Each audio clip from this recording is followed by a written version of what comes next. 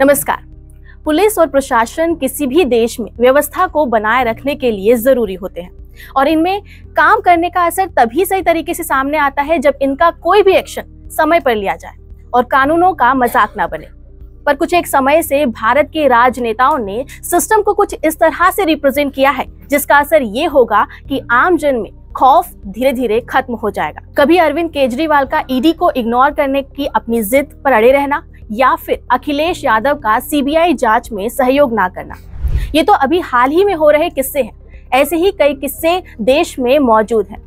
अभी का सबसे बड़ा किस्सा मैं आपको समझाती हूँ, जहां पश्चिम बंगाल में ईडी पर हमले और संदेशखाली हिंसा के मास्टरमाइंड शाहजहां शेख की फिर हेकड़ी सामने आई है। आपको बता दूं कि शाहजहां को इतने समय बाद फाइनली गिरफ्तार कर लिया गया है, पर पुलिस ने जब शाहजहां शेख को कोर्ट में पेश किया तो उसका दबंग अंदाज देखने को मिला।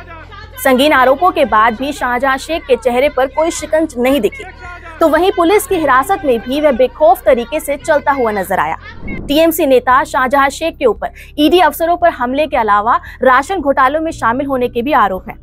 जहां एक तरफ कोर्ट ने शाहजहां शेख को 10 दिनों की पुलिस रिमांड पर भेजा है, तो वहीं दूसरी तरफ शाहजहां शेख के अरेस्ट होने पर संदेशखाली में महिलाओं ने रंग लगाकर होली मनाई और खुशी मनाई। लेकिन केंद्रीय एजेंसियों पर हमले और यौन उत्पीड़न के आरोपी शाहजहां शेख की जिस अंदाज में कोर्ट में पेशी हुई, उससे सवाल खड़े हो रहे हैं कि क्या पश्चिम बंगाल पुलिस आरोपियों को ऐसे ही पेश करती है।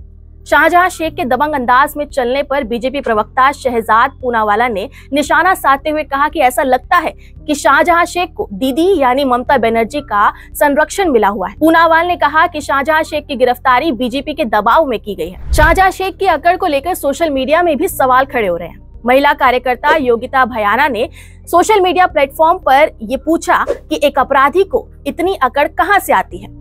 संदेशखाली की महिलाओं में डर का माहौल है और अब शाहजहां शेख की गिरफ्तारी के बाद उससे ये उम्मीद लगाई जाती है कि उसकी काली करतूतें खुलकर सामने आएंगी। सवाल ये है कि आखिर शाहजहां की इस अकड़ के पीछे का कारण क्या हो सकता है। क्या शाहजहां के अभी तक बचने और अचानक से हुई इस गिरफ्तारी में टीएमसी और पुलिस की कोई मिलीभगत है? ऐसा मैं नहीं बल्कि खुद हालात बोलते हैं। ये बात सब जानते हैं कि टीएमसी नेता को पश्चिम बंगाल पुलिस ने कलकत्ता हाईकोर्ट की सख्ती के बाद अरेस्ट किया है। कलकत्ता हाईकोर्ट ने पहले सरेंडर करने को कहा था। जब शाहजहां शेख ने सरेंडर नहीं किया तो हाईकोर्ट ने पुलिस को 7 दिनों में अरेस्ट करने के लिए कहा। लेकिन इस आदेश के बाद भी जब पुलिस ने अरेस्ट नहीं किया तो हाईकोर्ट ने अपनी अगली स्टेटमेंट में ये कहा कि कोई भी एजेंसी शाहजहां शेख को अरेस्ट कर सकती है। और इसके बाद पुलिस ने उत्तर 24 परगना के इलाके से शाहजहां को गिरफ्तार किया। तो क्या ऐसे में ममता सरकार को ईडी या दूसरी एजेंसी के हाथ शाहजहां की पकड़ का डर था? क्योंकि पुलिस राज्य के अधीन है, ऐसे में वो सिर्फ वही सच उगलवा सकती है जितनी की सरकार उसको इजाजत दे। दूसरी एजेंसी सरकार या नेता के काले चिट्ठों का भांडा भी फोड़ सकती है।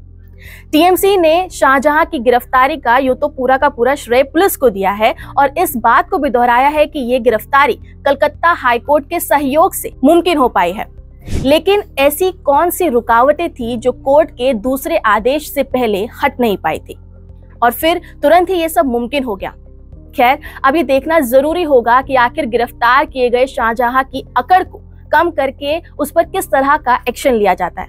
एक्शन लिया जाता भी है या नहीं? क्या उन औरतों और गरीबों को इंसाफ मिल पाता है जिनके हक को मारकर और इज्जत के साथ खिलवाड़ करके इस नेता ने अपने ताकत को कानून के सामने ज्यादा बड़ा रखा? क्या कानूनी व्यवस्था हर बार की तरह इस बार भी मजबूर हो जाती है या अपने माथे पर लगे कलंक को मिटा पाने में कामयाब होती है?